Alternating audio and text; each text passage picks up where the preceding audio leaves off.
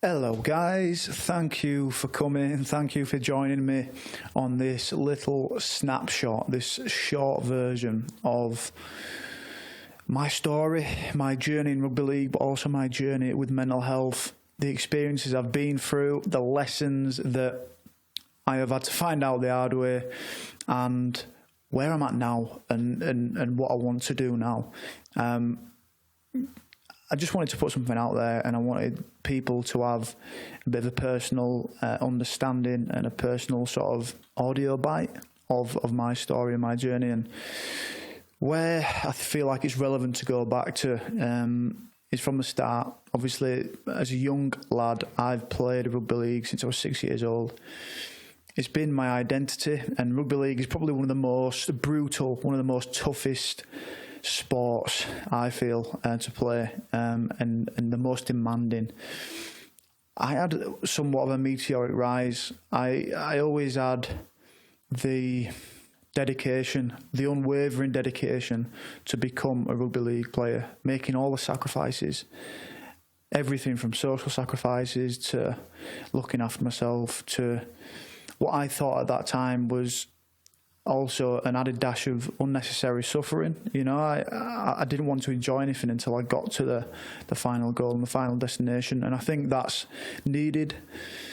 I think it's something which is needed because it makes it seem like it's worthwhile, and you know, you're sacrificing stuff to get to the destination, but I also feel there was a lot of unnecessary suffering in that way, not allowing myself to enjoy life until I got to this destination, and that destination was to be one of the best rugby league players, to be one of the best in the league, to be one of the best in the world.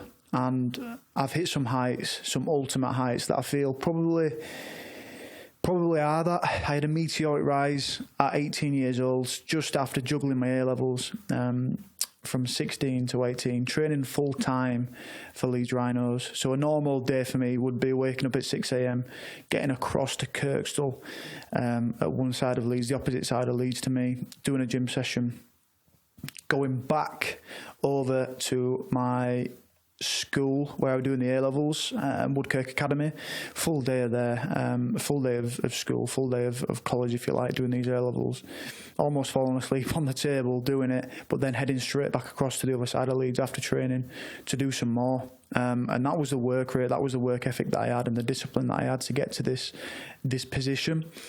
And you know, that's something that I'm proud of, and something that allowed me to live in a dream state, if you like. I was still in dream phase, but by the age of 18, a few weeks after collecting my A-level results, I managed to play at Wembley Stadium next to childhood heroes, Kevin Sinfield, Jim Peacock, Rob Burrow, Danny Maguire, Jamie Jones-Buchanan, the list goes on. At 18 years old, I played standoff at Wembley Stadium. Unfortunately, we lost that game, but what an experience that was at 18 years old to be in the big time, if you like. A few months later, we managed to win at Old Trafford, which was just incredible. Like, this is something that I've been watching, that I've been dreaming to do. The year before, I'd dreamt, I'd said to myself, this is exactly what I want to do. I want to be a part of the playoffs, I want to be a part of the grand final, and a part of that success story that we were back in 2012. And as I said, that as a young lad, I was still dreaming to do it, but I was living the dream, if you like. That's as close as I can find as an example of living the dream for me. And everything went perfectly, just as I'd planned, just as I'd hoped. The following year, 2013, I played in the World Cup Challenge against the best team in the world, some of the best players, and I feel like I tore it up. I feel like I played so well that game, and it continued. You know, it continued until one of the first roadblocks in my career, until the biggest roadblock. I feel like one of the defining moments in my career was I dislocated my shoulder playing against Hull away. And damaged all the nerves down my arm, and that was an injury that would put me out for 9 months. And you know, that was part of the game to a degree. You know, I'd had some great stuff, and obviously this was the other side of the game. I'd had some great achievements, and this was the other side of the game, which would have been difficult to deal with, but it was part of the game at that point. So from there, 2013, I got through that year, but the time which I struggled was 2014, and this was a period where I was a 19-year-old lad. I was in and out of the team at this point. I wasn't able to put the weight on because of my shoulder injury. I wasn't able to play to my potential and to play to the potential that others knew I could play, which was tough. And rugby league has always been the fight in my life, the fight and the struggle, the striving that I had in my life. And it was always a fight that I was winning, but it got to this point in 2014 where that fight was something I was losing. For the first time, it was something that I was losing, and things weren't going right. And at 19 years old, you're still sussing out the world, you're still sussing yourself out, you're still sussing out how things go, how work goes, what makes you happy. And at that point, I was depressed. My self-esteem was so hung upon being a rugby league player, and the ability to do it, the ability to strive and compete, and I wasn't doing it, and that led me down a pretty dark path. It was a confused path. I wasn't aware of my own values. I wasn't aware of the actions that I needed to do as a 19-year-old to stay above water. I took citalopram that year, and I was depressed, and it's a hard thing to think back to because there were so many things that I wasn't aware of. There's so many things I didn't know about, and I was just immediately hostage to the situation. I was hostage to not being the high flyer, not being the wonder kid, not being the person that people look to do something special. So that was tough, and this is in an environment in rugby league which is one of the most macho, stereotypical environments. And I'm going through this at this point, and I'm questioning the environment. I'm sort of looking around, and I'm seeing people that are living a tough life. They're living a successful life, but living a tough life and an invulnerable life too. There were people around the rugby league environment which it'd be a normal thing to take prescription pills. And I feel like that's to numb the other side of it, which wasn't brought to the surface, that wasn't unearthed. And it was a coping mechanism. It was a coping mechanism with the tough game, with the tough environment, and with the other side of life, which is quite unspoken. And this, for me, was a period of making sense of what was going on and getting through what was a tough time for me. Physically, but also mentally, I had no sort of steer on what was going on. And do you know what? I didn't do the work. I got through it. But when I was able to fill that role again, I was able to play again, and my performance matched my status, I was able to wrestle, I was able to challenge, I was one of the strongest in the club. I was able to put the weight back on. And I was able to play week in, week out, donate myself to the cause, do special things on the field. I just got back into that role again. I just got back into that filling of a role and a filling of a status that I was so used to. And 2015 was a special time for everyone in Leeds Rhinos, everyone in Leeds. That year we won the treble, and I was one of the best back rowers in the league, in my opinion. And I was back there, I was doing it. And during all this time, my nana and my granddad were both ill. And do you know what? In the arena and the people I've met and the people I've spent time with most, this might surprise you, but my nana was one of my biggest inspirations. She suffered with melanoma throughout the last year of her life, and it was a pretty tough time for everyone around. She suffered with quite visceral and vicious tumours on her face. It's a skin cancer, and she suffered with that on her body. And the way that I saw my nana, and the way that I managed to be in and around my nana with my twin sister, she really inspired me for how she dealt with it. And that was all going on through 2015. I'd see this, and I'd see the position that I was in the team, and I was able to win a Challenge Cup, overwriting the loss in 2012 and overwriting the time where I wasn't picked in 2014 for the Challenge Cup, and I was able to win that and then see some success again. I noticed that I was in a bit of a cycle in my life, and you might be able to relate to this, but the cycle for me, or my version of a roller coaster, was to get some ultimate success, an ultimate high, the best thing ever, the thing that you dreamed about. And then after that, an injury would come. That's the cycle I've been in. An injury would come, and through that would be a long stint of rehab, a long stint of just working with the physios and isolation and separation from the team, separation from the journey that you've been on. You get put on your own journey. You get put on your own task to work out, and many times I've been put on that. But 2015 was a time where I thought I'd escape this, and the work that I'd not managed to do for my mind, the work that I'd not managed to do for my mental health, this all came to a head.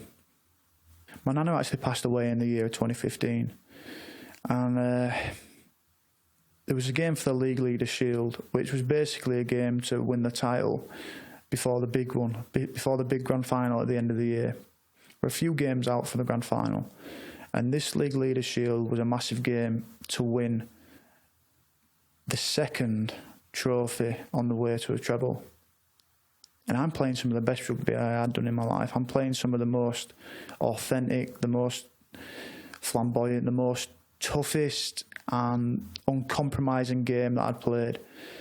And my nana died a couple of weeks before this League Leaders Shield, and her funeral was on the day of this League Leaders game. This is one of the most famous games to have been played, and one of the most climaxing games that you might see in rugby league. But I went to my nana's funeral that day, and I saw my nana being buried, and I saw my nana at the funeral, and it was such an emotional day for me. It was such a draining day for me, and I wanted to go and play for my nana. I wanted to go and be the best player on the pitch for my nana, and to win this game for her. I wanted to go out there, be ruthless, unwavering, and it was all going to plan. I scored a great try in the first 6 minutes, opening the game, and scoring and doing it for my nana. But later on in that game, another defining moment in my life came. I did my ACL 6 minutes before the end, around 6 minutes before the end, I did my ACL, and just one of those times, you script it. After my nana's funeral, I wanted to script it. All the lads were out on the feet after winning the Challenge Cup final, and we were at the bottom of the barrel. We were scraping the bottom of the barrel for the energy to win it. And I can remember saying before the game in the changing rooms that we're going to have to put our bodies on the line for this. This is what we're going to have to go and literally put our bodies on the line to win this game, to win this League Leaders Shield, because all the lads were out on the feet. And one of those things, technically, I guess I did put my body on the line, and my ACL went, for which would be a 12 months injury. And I can remember being in the physio room where one of the most famous tries was scored by Ryan Hall, running down that touchline in the last seconds to clinch the League Leaders Shield, to clinch the win for that game, and to clinch the journey, keeping the journey alive for the treble. And I was in the physio room, on the physio bed, staring at what looked like to be an inflatable leg. It's swollen up that much, and all this is going on. All this stuff's going on around me. My internal world is so different to the external world. All of Leeds will have erupted at this point when we scored this try, and I was sat looking at my knee, just questioning what I had to do, just questioning. And I think it was a moment where I knew that there had to be another way to live life. Another way not to just rely on the external, another way not to just rely on fulfilling your identity to the most, to the most that you could, and to the most that you could succeed. And this for me was an option. It was a time where I looked at my knee, And I knew that I had to do something different. I knew there was a different side of life that wasn't looked upon, that wasn't catered for, that wasn't openly spoken about, and that wasn't addressed by people. And funny enough, like my nana, I talk about my nana quite a lot, because she not only showcased resilience to me, the ability to cope with the pressure of life and to bounce back from life, but she also taught me how to cultivate and not to vegetate. And I say this because at a wake after a funeral, we all went back to a tiny flat in Salford, and me and my twin sister, we'd looked at my nana's artwork that she decided to do at the age of 60 years old, off her own back, because she decided to take an avenue of self-expression, an avenue of cultivating what was right for her as a woman. And she decided to step outside of her comfort zone. You know, she played such a good role as being a mother, a wife, a woman, but she wanted to do something outside of her comfort zone, and she went to do a fine art degree at 60 years old. And some of the artworks, messages that me and my twin sister would look at were, don't vegetate, cultivate. And some of the best ideas come out of the blue. And this was just before I'd be looking at this inflatable knee on the physio bed, ahead of a 12-month period out of the game again, with 4 operations, 3 on my knee, 1 on my shoulder to tidy that up, and to get ready to go again. And what I decided to do, it's funny because I think in my subconscious, was that planted in my subconscious to work out, and to work out men's mental health, and to work out what I hadn't been taught, what I needed to be aware of. And from that, I decided to launch Mentality. As a platform for men's mental health, to sort of offer an alternative to what's prescribed to us all of the time. What's prescribed to us, that we shouldn't talk, that we shouldn't be vulnerable, that we should just get on with things, that we shouldn't speak about what's tough in our life. I wanted to present something and to go on a journey of discovery, of self-discovery, of what it is that goes into that. So I launched Mentality. That started out with podcasts. I travelled to different countries, interviewed different people. And, you know, that year was special for me because I'd done so much work to achieve again. I tried to go and achieve. And the back end of that year, I got number 13 that I'd always worked so hard for at Leeds. I got picked for England, and this is 2016. After playing 4 games that year, this is sort of the true essence of the story. I guess I set out to understand all these things, and to understand the roadmap for men that needed to be considered, and the support that needed to be there for men, the real support, the real sort of works of the support. And the back end of that year, I actually felt like I had one of the biggest slumps that I've ever had. And this is one of the hardest times I'd it was like the confrontation of what actually it meant to be fulfilled, or what it actually meant to be content. Not successful, because I'd been successful and I'd achieved so much, but I almost had an underlying tension or a question for why I wasn't happy after all of this stuff, after winning grand finals, after playing with childhood heroes, after driving the cars that I wanted, after doing all these things that was the sort of, for want of a better way to put it, the fast life, or the sort of hunger for success. I had a big slump. I became empty. I had no meaning about what was going on, and no meaning sort of filled me up with what was going on. I was also at an England camp at the back end of that year too, and I'd achieved that and was in part of an England setup. And I just questioned what it is that makes us happy. I questioned what we need to look at as men, that we need to feel into, what habits we need, or what, because the stuff that I'd exhausted, the achievements, the drive for success, the glory, it didn't make me happy. I wasn't content. And I guess you know, from a young age, we sold this sort of treadmill, and it's something that I've realised over the past couple of years. We sold this treadmill in which we go from one achievement.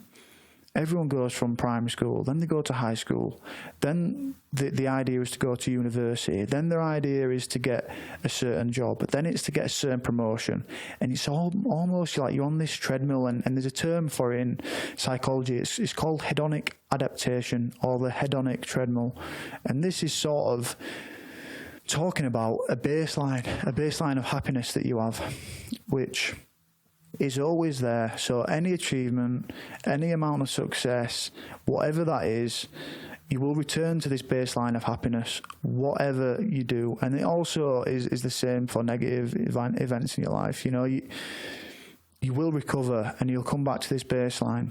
And I don't think I was doing the right things for this baseline to be right. I don't think I was doing the right things for me as a man to be happy and to be content.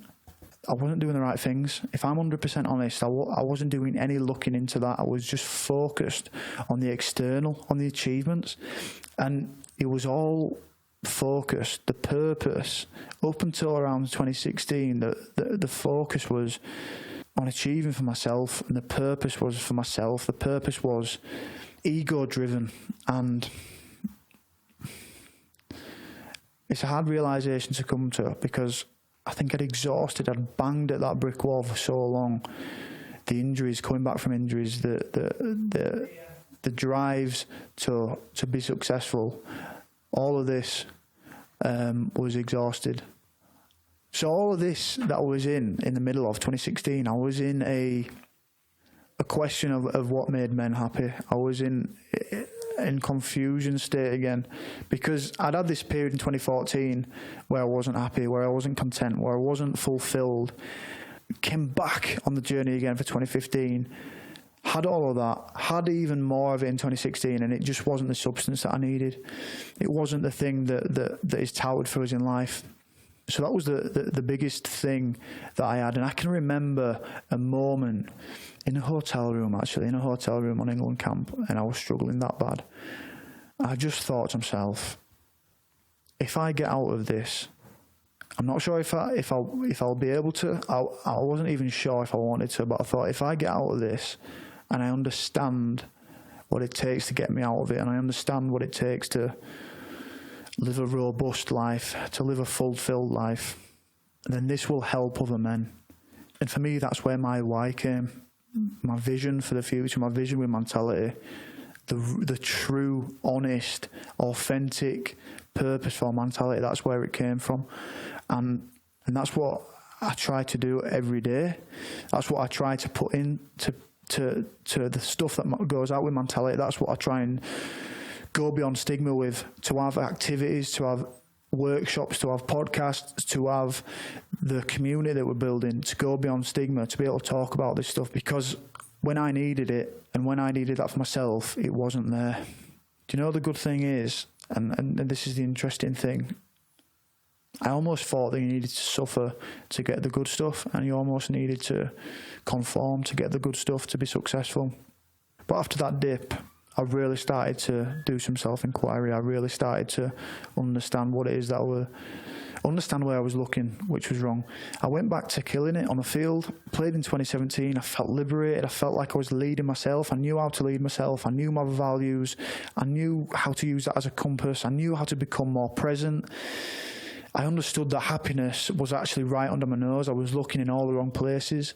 And this road back in 2017 to feeling more congruent with myself, to feeling more purposeful, it took another spin, because I played in 2017. I felt like I was back into my form. I felt like I was fully living authentically.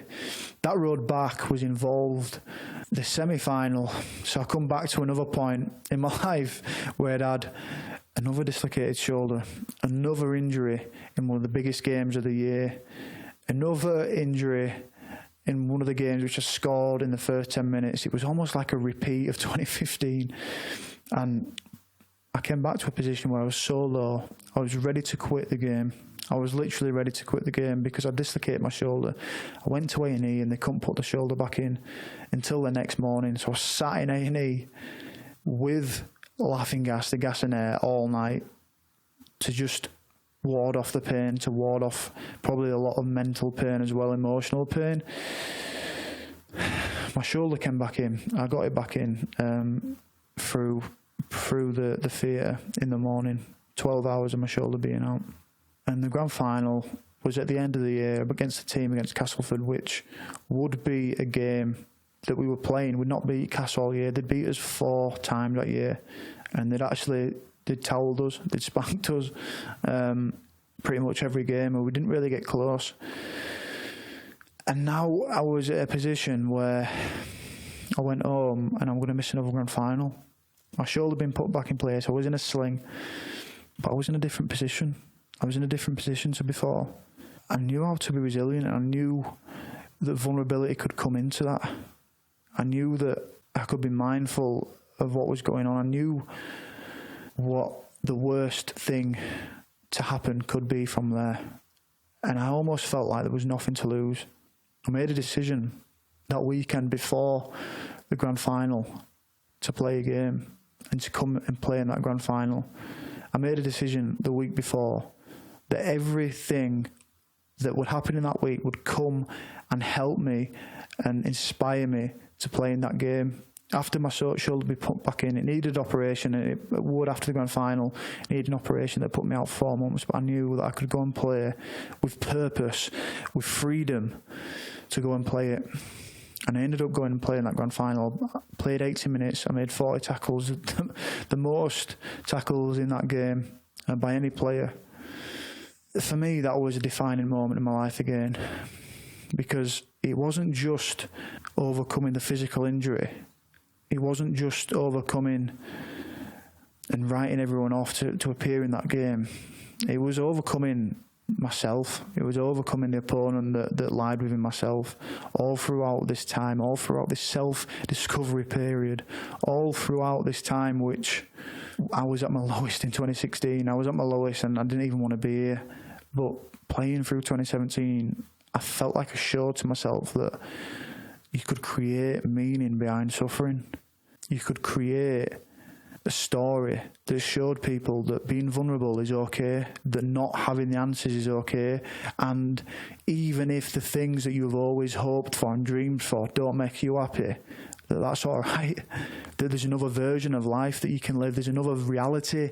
There is another world that goes beyond stigma, beyond all of the things which we think are the answer. We can zone back. We can peel it back. We can understand ourselves more. We can understand our values. We can understand the behaviours that make us function to the best of our ability in that day, to perform the behaviours that allow us to be ourselves inauthentically, unapologisingly ourselves, and be authentic, and to go and win, to be tough, to be resilient, to implement the habits that I feel are non-negotiables in this world. That's what I got from 2017. Not just overcoming the injury, but overcoming my opponent in myself, hidden opponent, and to overcome so much strife and so much of a journey that I've been there. And right now, I'm probably at the biggest obstacle that I've had in my life. I have to make a decision about what I do in my future. I've had a concussion for 10.5 months. I haven't played since the 2nd of February when I was made captain of my hometown team, Leeds Rhinos. Yeah, I haven't fulfilled that identity. I haven't fulfilled that slot, that sort of role for 10 months. But I've learned a hell of a lot more about living in this world as a man, about uncompromisingly being yourself and the ways to do it. And I am so passionate about showing other people that world, creating an environment which is in alignment with that. I managed to do it at the Rhinos last year, with team meetings, with culture and values meetings. So we knew what to expect of each other. We knew each other behind the masks that are presented all the time in life, and we knew each other and knew how to operate in amongst each other, which is mental health. For me, that's mental health, that's culture. That's the biggest thing that underpins performance as well. It's not just having a nice environment to go to, it's the biggest thing that underpins performance. And I think the target which we all sort of are aiming for, whether we know it or not, is behind all these stuff, these achievements, these ego boosts. The target that we're all looking for is content and fulfillment, and the ability to be an authentic version, just be the best version of ourselves, and to have the environment to do that, and to push each other to be better. For me, that's a good starting point. And for me, I want to create the thing that I wish was there back in 2016. And I've had to spend a lot of time getting the answers and a lot of time understanding the best way to live my life. So thank you for listening to this. A little bit longer than I'd anticipated, but thank you for listening to the story. And yeah, I hope you ask some questions of yourselves, but also I hope you take it in your stride and just understand that there's not just physical health and there's not just the achievements that we have in life, but there's another massive part in life which needs to be considered. Just like I realised in 2015 when I was staring at my injury and taking 12 months out of the game with a lot of thinking time to do that. So for me, I think this is another big chapter in my life that I hope helps a lot of people. Take care. Speak soon. Get in touch with us. You can always email us. You can always get in touch with us on Instagram and Twitter, and get involved. Cheers, guys, for listening. See you next time.